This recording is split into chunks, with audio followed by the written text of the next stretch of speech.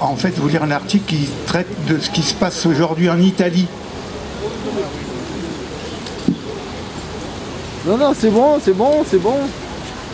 C'est bon, Léon. Alors après l'immense mobilisation du 22 septembre, la CGIL donne à son tour de la voix. Alors que ce 26 septembre, l'Union syndicale de base et les dockers de Gênes organisent une rencontre des travailleurs des ports européens et annoncent l'occupation de 100 places en Italie. L'appel à la grève générale du 22 septembre, lancé par l'USB, Union syndicale de base, et appuyé par Potere al Popolo et d'autres organisations, a eu un écho formidable, répondant au mot d'ordre « Bloquons tout », un engagement impressionnant de la jeunesse.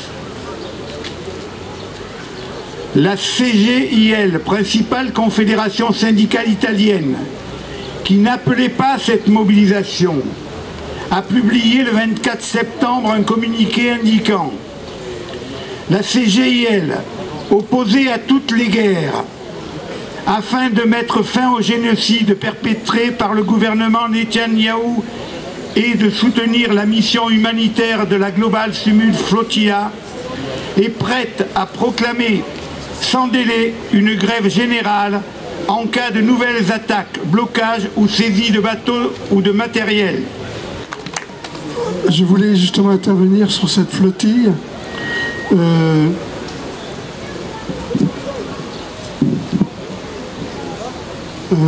Donc elle est en route, elle s'est arrêtée en Grèce et l'ensemble des personnes qui participent à cette flottille ont voté à l'unanimité le départ pour Gaza de la Grèce.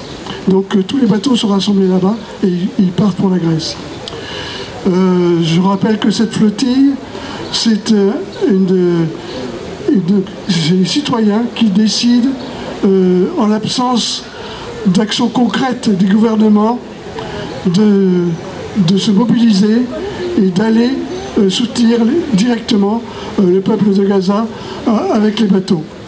Ils apportent bien sûr de la nourriture, ils apportent du matériel médical, des médicaments, mais ils apportent surtout la volonté et ils représentent les citoyens de tout l'Occident et du monde qui sont solidaires et qui souhaitent effectivement qu'il y ait une action concrète pour aider les Palestiniens qui meurent encore par dizaines et centaines tous les jours.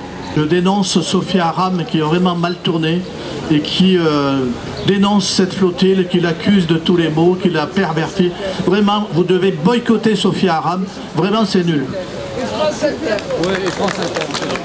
Intitule à propos de la reconnaissance de l'État de Palestine à l'ONU. 3 points de vue.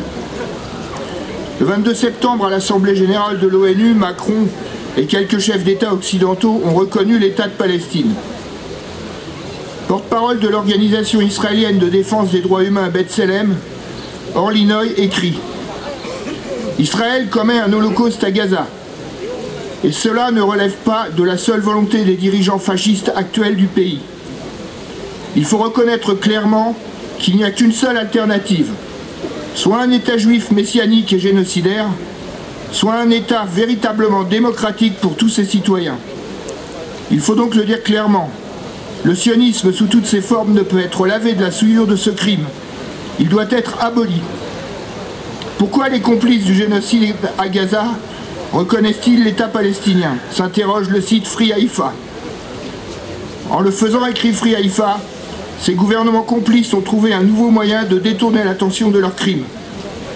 Ainsi, les partisans de la solution à 2 États veulent légitimer l'occupation et le nettoyage ethnique de 78% de la Palestine en 1948 et refuser le droit au retour aux réfugiés palestiniens déracinés lors de la Nakba de 1948. Mais les puissances occidentales hypocrites n'ont certainement pas l'intention de reconnaître un quelconque droit à l'autodétermination, même limité, du peuple palestinien.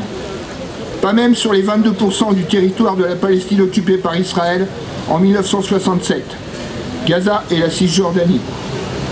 Au contraire, Elles soutiennent le droit d'Israël à continuer d'imposer aux Palestiniens une direction favorable à l'occupation. Elles reconnaissent l'autorité palestinienne totalement discréditée, mise en place pour servir les intérêts de l'occupation contre son propre peuple. Mais j'ai perdu mon amoureux d'une balle dans la tête. Un coup de téléphone m'a sauvé de mourir d'une balle dans la tête.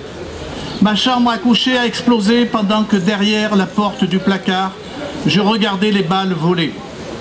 J'ai été arrêté au bord de la route, 20 fois en voiture. Un tank m'a coupé la route. J'ai marché 10 heures dans les montagnes pour rentrer chez moi et les soldats m'ont ramené. 2500 fois j'ai passé le barrage.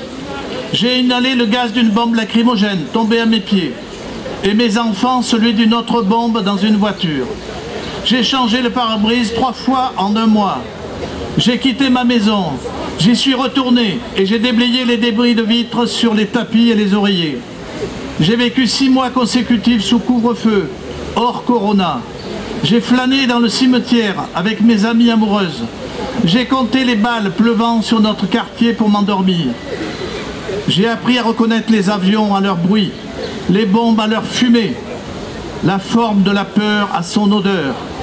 Je suis sorti, revenu, j'ai mangé, appris, me suis lavé, baigné et aimé accoucher selon les bulletins d'information les plus récents. Maya Abou Alabaya.